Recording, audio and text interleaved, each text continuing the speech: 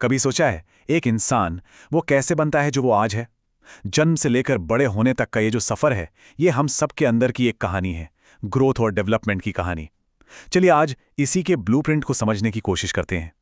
तो सवाल यही उठता है कि आखिर हम कैसे बनते हैं?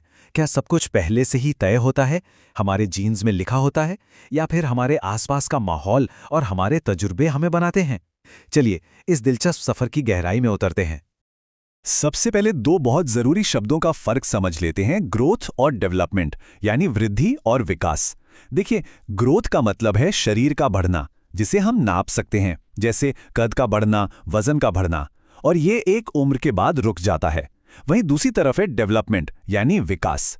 ये हमारे गुणों में बदलाव है, हमारे सोचने का तरीका, हमारी भावनाएं, हमारा व्यवहार, और ये जिंदगी भर चलता रहता है। पता है सबसे मजेदार बात क्या है? भले ही हम सब एक दूसरे से कितने ही अलग हों, हमारा विकास कुछ खास नियमों पर ही चलता है। ये नियम एक ब्लूप्रिंट की तरह हैं, जो ये तय करते हैं कि ये पूरा प्रोसेस कैसे आगे बढ़ेगा। पहला सिद्धांत है सेफेलोकॉर्डल। नाम सुनने में थोड़ा मुश्किल है, पर मतलब बहुत आसान है। इसका मतलब है कि विकास हमेशा सिर से पैर की तरफ होता है। सोचिए ना, एक छोटा बच्चा सबसे पहले अपना सिर संभालना सीखता है, फिर अपने हाथों पर कंट्रोल आता है, और सबसे आखिर में वो अपने पैरों पर खड़ा होना और चलना सीखता है, हमेशा ऊपर से नीचे की ओर। दूसरा जरूरी सिद्धांत है प्रॉक्सिमो डिस्टल। इसका मतलब है कि विकास शरीर के सेंटर से, यानी बीच से बाहर की तरफ फैलता है। ठीक वैसे ही जैसे एक पेड़ का तना पहले मजबूत होता है और फिर उससे शाखाएं निकलती हैं। बच्चे की रीढ़ की हड्डी और अंदरूनी अंग पहले विकसित होते हैं और हाथों पैरों की उंगलियों पर कंट्रोल बाद में आता है, मतलब अंदर से बाहर की ओर। और हाँ, कुछ बातें और भी हैं। एक, कि विकास एक लगातार चलने वाला प्रोसेस है जो कभी नहीं रुकता। दूसरा, ये हमेशा जनरल से स्पेसिफिक की ओर बढ़ता है। जैसे एक बच्चा पहले किसी चीज को पकड़ने के लिए पूरा हाथ फेंकता है, फिर धीरे धीरे सिर्फ उंगलियों का इस्तेमाल करना सीखता है। और ये भी याद रखिए, हर किसी के विकास की रफ्तार अलग अलग होती है। आखिरकार ये हमारी कुदरत और परवरिश दोनों की देन है। तो साफ है कि ये जो डेवलपमेंट है ये कोई तुक्का नहीं है, ये एक बहुत ही व्यवस्थित तरीके से होता है, एक तय पैटर्न के हिसाब से। ये सच में हमारे वजूद का एक ब्लूप्रिंट है। तो तैयार हैं? चलिए जिंदगी के सफर पर एक छोटा सा टूर करते हैं और देखते हैं कि अलग अलग पड़ावों पर यह कहानी कैसे आगे बढ़ती है। इस सफर की शुरुआत तो जन्म से भी पहले मां के गर्भ में हो जाती है। फिर आता है जन्म से 2 साल तक का बचपन, यानी इन्फेंसी। उसके बाद 12 साल तक का खेल कूद वाला चाइल्डहुड, और फिर 18 की उम्र तक का उलझनों और तूफानों से भरा एडोलेसेंस, यानी किशोरावस्था। हर पड़ाव की अपनी चुनौतियां हैं और अपनी खूबसूरती। शरीर तो बढ़ रहा है, पर दिमाग का क्या? हमारे सोचने का तरीका कैसे विकसित होता है? इस बारे में 2 जीनियस विचारकों ने कमाल के आइडियाज दिए हैं। पहले हैं जीन पियाजे, और उनका आइडिया सच में क्रांतिकारी था। उन्होंने कहा कि बच्चे कोई खाली बर्तन नहीं होते जिनमें हम बस जानकारी भरते जाएं।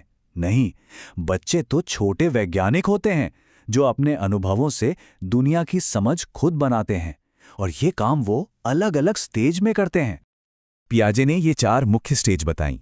पहली, सेंसरी मोटर स्टेज, जब बच्चा दुनिया को छूकर, चखकर, सुनकर, मतलब अपनी सेंसेस से समझता है। फिर आती है प्री ऑपरेशनल स्टेज, जहां वो अपनी ही दुनिया में रहता है, उसे लगता है जैसा वो सोचता है सब वैसा ही सोचते हैं। तीसरी है कॉन्क्रीट ऑपरेशनल स्टेज, जब वो चीज़ों के बारे में लॉजिकली सोचना शुरू कर देता है। और आखिर में फॉर्मल ऑपरेशनल स्टेज, जहां वो बड़ी बड़ी एब्स्ट्रैक्ट बातों और कल्पनाओं को भी समझने लगता है। लेकिन कहानी यहीं खत्म नहीं होती। एक और महान विचारक थे, लेव वाइगॉट्स्की, और उनका नजरिया पियाजे से थोड़ा अलग था। उनका मानना था कि हम अकेले नहीं सीखते। सीखना तो एक सोशल एक्टिविटी है जो हम दूसरों से बातचीत करके, समाज में रहकर सीखते हैं। वाइगॉट्स्की ने जोन ऑफ प्रॉक्सिमल डेवलपमेंट या ZPD का एक बहुत ही शानदार कॉन्सेप्ट दिया। सोचिए, ये एक ऐसा दायरा है जहां कोई काम अकेले करना तो मुश्किल है, पर किसी जानकार की मदद से वो काम आसानी से हो सकता है। वाइगॉट्स्की के मुताबिक सीखने की सबसे बेहतरीन जगह यही जोन है। सोचने समझने की बात तो हो गई, पर हमारे अंदर सही गलत का एहसास कहां से आता है? हमारा कैरेक्टर, हमारी पहचान कैसे बनती है? लॉरेंस कोहलबर्ग ने बताया कि हमारी नैतिकता का विकास एक सीढ़ी की तरह होता है। जैसे जैसे हमारी समझ बढ़ती है, हम इस सीढ़ी पर एक एक कदम ऊपर चढ़ते जाते हैं।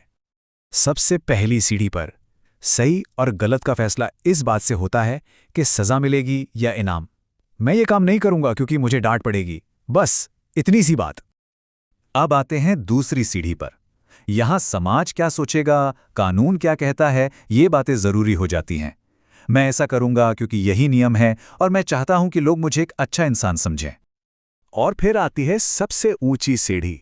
यहां इंसान समाज और कानून से भी ऊपर उठकर अपने खुद के बनाए हुए सिद्धांतों और इंसानी मूल्यों के आधार पर फैसले लेता है। जैसे ये कानून बदलना चाहिए क्योंकि ये इंसानी अधिकारों के खिलाफ है।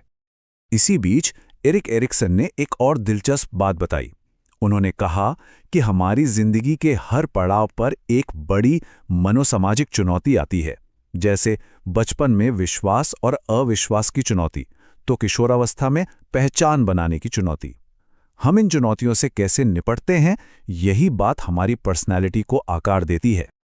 तो हमने दिमाग की बात की, नैतिकता की बात की, पहचान की बात की। अब इन सब को जोड़कर उस सबसे बड़े सवाल पर आते हैं जिसने साइकोलॉजिस्ट को हमेशा उलझाए रखा है। ये बहस है नेचर बनाम नर्चर की, यानी प्रकृति बनाम पोषण।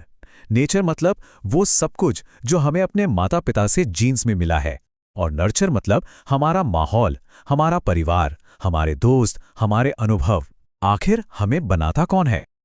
और सालों की रिसर्च के बाद जो जवाब मिला है वो ये है कि ये या वो का मामला है ही नहीं। सच तो ये है कि हमारा विकास हमारी प्रकृति और हमारी परवरिश के बीच लगातार होने वाली एक बातचीत का नतीजा है। ये दोनों मिलकर एक खूबसूरत डांस करते हैं। तो एक बात सोचने वाली है, ये विकास की कहानी कभी खत्म नहीं होती, ये अभी इसी पल भी चल रही है। तो क्यों ना एक पल रुककर सोचा जाए कि इस वक्त कौन सी ताकतें हैं, नेचर की या नर्चर की, जो हमें और आपको बना रही हैं।